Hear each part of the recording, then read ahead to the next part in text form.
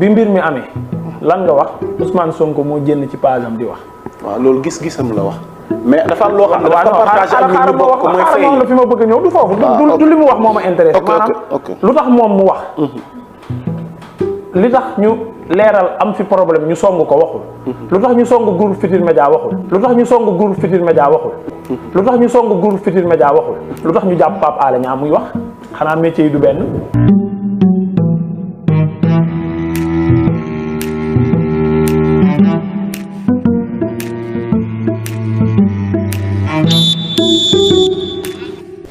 dañoo ñëwoon nemmeeku ndax ñëpp xam nañ ni groupe Futurs Médias am nañu ko songoon song ko ñaari yoon sax defe na ndax njëkk nañu song rajo bi fële defe naa benn fan wala ñaar ci gàtt ci après ñu songaat télé bi loolu du lu ñu rafet te diggaluñu ko kenn ñu wax ko Sénégal yëpp dégg ko ci lii ñuy dund ñun suñ ci amee ku ñuy jàmmat lool mooy ñi nekk ci gannaaw.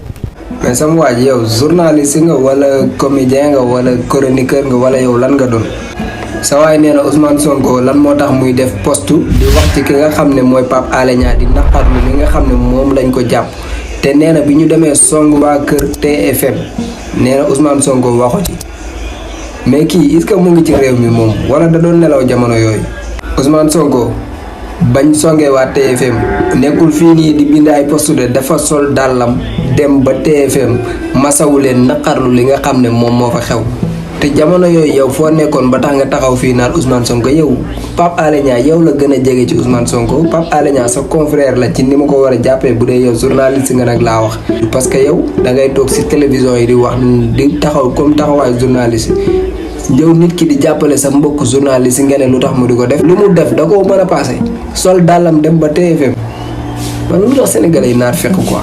nee na bala ngaa suyut ak moom sax soqut ak moom dara bay violé moom ci défense am li mu wax mooy dafa siif kan ku wax loolu moom siif dañ ko jiiñ siif dañ ko jiiñ ne dafa siif mu expliqué daal di ni siif da ngeen ma gis ma ni samay fetal ñëw di teg di si ko siif. waaw loolu koo xam ne ñaari fetal moom moo ko wax xale nga déglu soo ko man déglu naa ko entièrement. dama ne moom jiiñ ñu ko wax ñu ko ay siif kenn jiiñ ñu ko siif moom yekkataan lañ ko jiiñ. yekkataan siif benn lan mooy différence bi. waaw xam nga lan mooy xam nga siif. siif mooy. yekkataan siif mooy nga ñëw siif mooy nga song nit daal di koy sëy ak moom. waaw ci loo xam ne nangu yekkataan mooy. façon yu bëri la. mooy ban mooy ci benn yàkkataan. xam nga viol ci tubaab. mooy da ngay séy ni sans son consentement. waaw yàkkataan mooy lan. xam nga yàkkataan moom mooy lan. waaw mën nga yàkkataan ni sans violence. kon léegi yow yàkkataan nga. waaw déglu ma. Hello, motherfucker.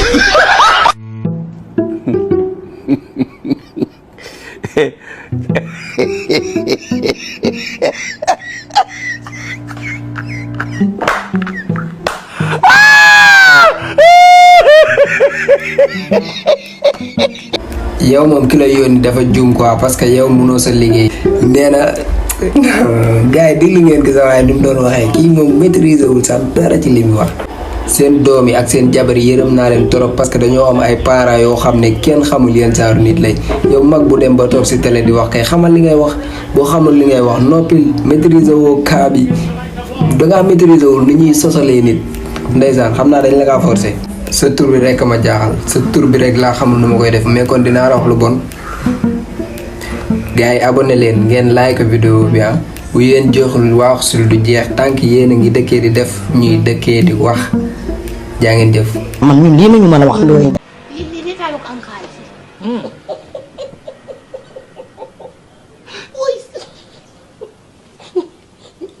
kon dama bëgg képp koy xaxataay rek yorul xaalis. déedéet mosu kaa ngi borom xaalis bu rek yaa.